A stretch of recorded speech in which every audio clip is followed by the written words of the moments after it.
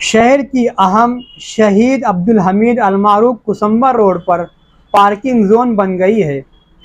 प्रशासक राज व अतिक्रमण महकमा कुसुम्बर रोड पर गाड़ियों को पार्किंग करने वाले फिर एक बार किसी मासूम की जान की बलि देने के इंतजार में है। कितनी तहरीक, रास्ता रोको आंदोलन और अतिक्रमण वगैरह को हटाने के जतन किए गए, इस पर सालों से सियासत भी गरमाती रही। अब कुसुम्बर रोड की तामीर मुकम्मल हो चुकी है, मगर कुसुम्बर रोड की एक जानिब का रास्ता बंद करके पार्किंग जोन बना दिया गया है।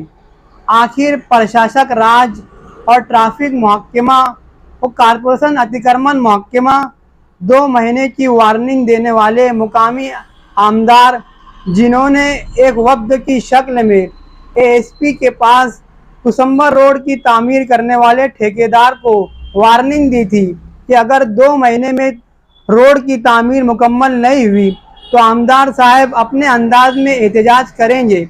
अलबत्ता रोड की तामीर तो मुकम्मल हो गई, मगर शहरियान अपनी लापरवाही से बाज आ जाए, फिर कोई हादसा न हो और हम इसके जिम्मेदार न ठहरे और शहर की तामीर और तरक्की और शहर को आगे ले जाने में मददगार बने।